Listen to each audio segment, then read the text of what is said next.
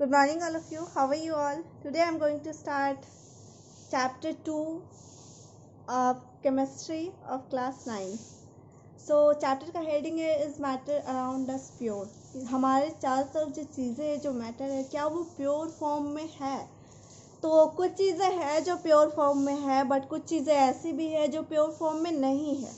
ठीक है, तो उसी के बारे में हम लोग को पढ़ना है. सो वही बोल रहा है, if you observe some sugar and soil placed on two different sheets of paper with a magnifying glass, you will find that the color, shape and size of all particles of sugar are same, but the soil contains particles of different colors, shape and sizes. यानी कि overall बोलना क्या चाह रहा है कि आप paper पे थोड़ा सा चीनी रख दो और दूसरे पेपर पे थोड़ा सा सॉइल रख दो. अगर आप मैग्नीफाइंग ग्लास के थ्रू हेल्प से देखोगे तो ये चीनी का हर एक दाना आपको सेम लगेगा, सेम शेप एंड साइज़ है और एक ही मैटर यानी चीनी जिस चीज़ से बना होता है उसी चीज़ से बना हुआ है. लेकिन अगर आप मिट्टी को ऑब्जर्व करोगे तो हर एक पार्टिकल का साइज, कलर भी अलग होगा, शेप भी अलग होगा.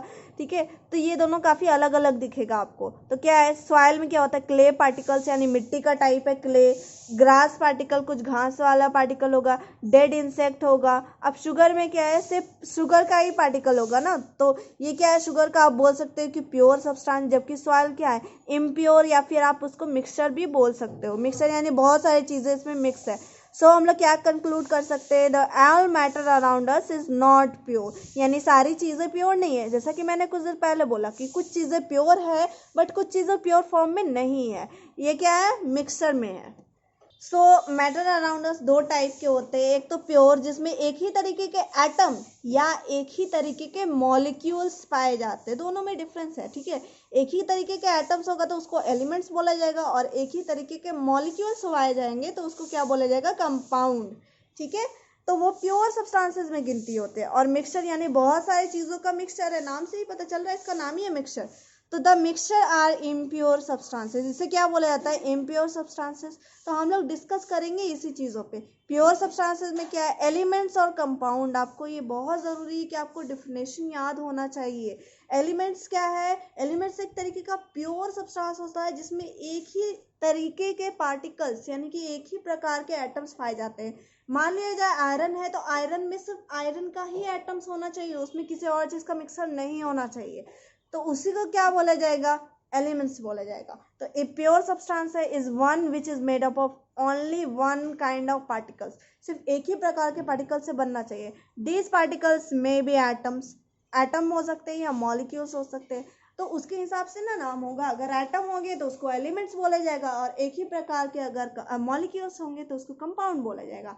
जैसे मान लिया जाए, जैसे अभी मैंने बोला कि आयरन होगा तो सिर्फ उसमें आयरन का पार्टिकल्स होगा.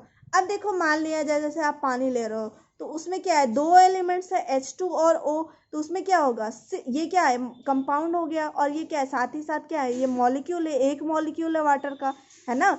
अगर आप एटम की बात करोगे तो दो हाइड्रोजन का एटम है और एक ऑक्सीजन का एटम है, तो आप ऐसे तो नहीं देख सकते, तब तो ये आपको मिक्सचर लगेगा.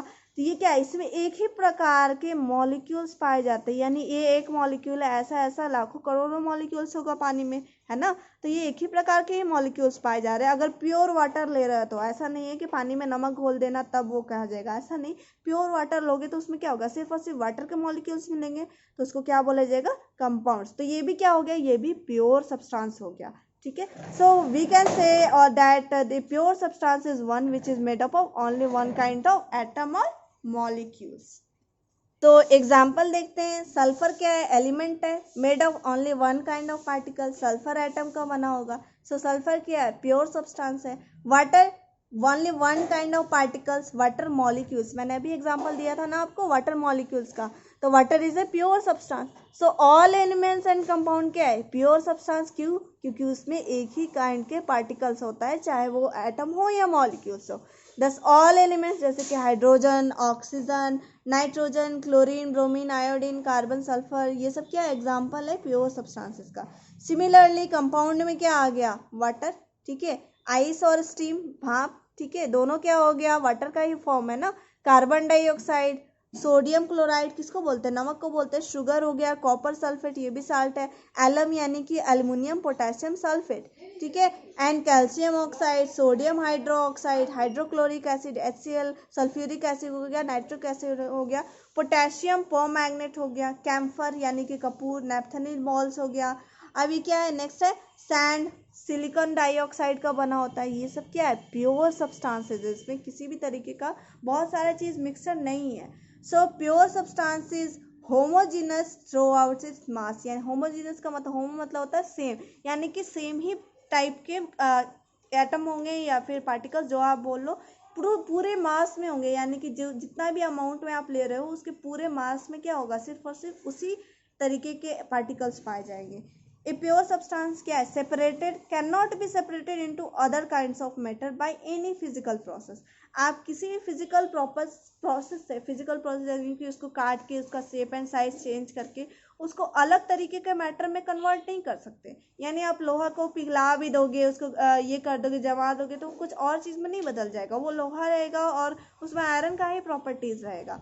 A pure substance has a fixed composition as well as a fixed melting point and boiling point, यानी कि उस मेल्टिंग पॉइंट यानी पिघलने का जो पॉइंट होता है, जिस टेम्परेचर पे वो पिघलेगा वो फिक्स होता है। बॉइलिंग पॉइंट भी क्या है, फिक्स्ड होता है।